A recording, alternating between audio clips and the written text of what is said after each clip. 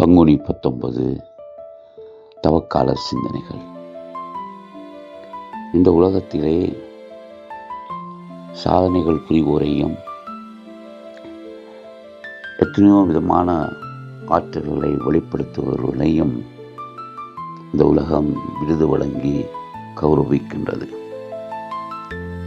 உலகத்தில் வெளிப்படையாக பல்வேறு துறைகளில் இன்று எத்தனை பேர் சாதித்துக் கொண்டிருக்கிறார்கள். அவர்களை இந்த உலகம் பாராட்டி மகிழ்கின்றது.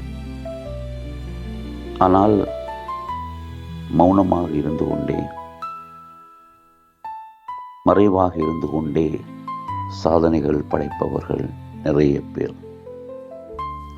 அந்த வரிசையிலே இன்று திரு அவையானது புனித ஜோசப்புக்கு விழா எடுக்கின்றது.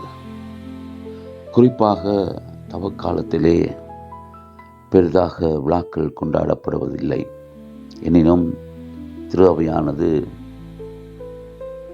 இறைமகன் இயேசுவின் வளர்ப்பு தந்தையான யோசேப்புக்கு திருவிழா எடுத்து பெரும் மகிழ்வுடன் கொண்டாடுகின்றது. குறிப்பாக தூய யோசேப்பினுடைய வாழ்க்கை ஒரு மௌனமாக பெருமளவில் பேசப்படாத ஒரு வாழ்க்கையாக விவிலியத்திலே இருக்கின்றது. அவருடைய வாழ்க்கையை ஒரு வார்த்தையிலேயே விவிலியம் முடித்து விடுகின்றது. அவர் ஒரு நேர்மையாளர், நீதிமான் என்றதோடு அவரை பற்றிய வரவிலக்கணம் முடிந்து விடுகின்றது.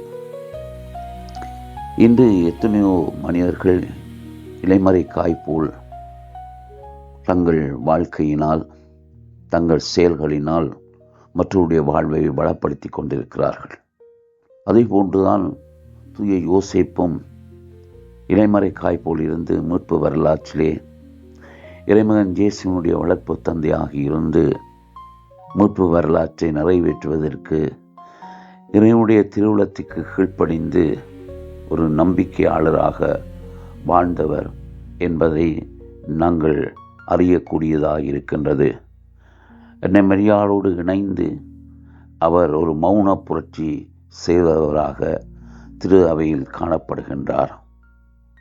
குறிப்பாக இன்பங்களிலும் துன்பங்களிலும் அன்னை மரியாளுக்கு துணையாக நின்று இயேசுவினுடைய திருக்குடும்பத்தை வழிநடத்தி சென்ற பெருமை தூய யோசேப்பே சாரம்.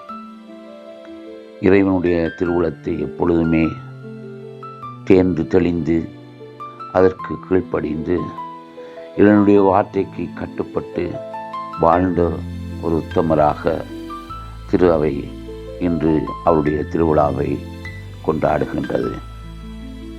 இப்படியாக வாழ்க்கையிலும் எத்தனையோ மனிதர்கள் விளம்பரம் இல்லாமல் தங்கள் வாழ்க்கையாலும் தங்கள் நற்செயல்களாலும் இந்த உலகத்திலே அவர்கள் வளம் சேர்த்து கொண்டிருக்கிறார்கள், மனிதனுடைய வாழ்வை மெருகூட்டி கொண்டிருக்கிறார்கள் என்பதை நாங்கள் மறந்துவிட முடியாது. வெளியே தெரிகின்ற மனிதர்களை விட உள்ளே மௌனமாக தங்கள் வாழ்க்கையினால் மற்றவர்களுடைய வாழ்க்கையிலே எத்தனையோ அற்புதங்களை செய்து கொண்டிருக்கிற இந்த மனிதர்களையும் நாங்கள் போற்ற வேண்டும். எனவே தூய யோசேப்பினுடைய இந்த விழாவை தவக்காலத்தில் மகிழ்ச்சியாக கொண்டாடி நாமும் இறைவனுடைய திருவுளத்தை கீழ்ப்படிந்து வாழுவோம். ஆமேன்.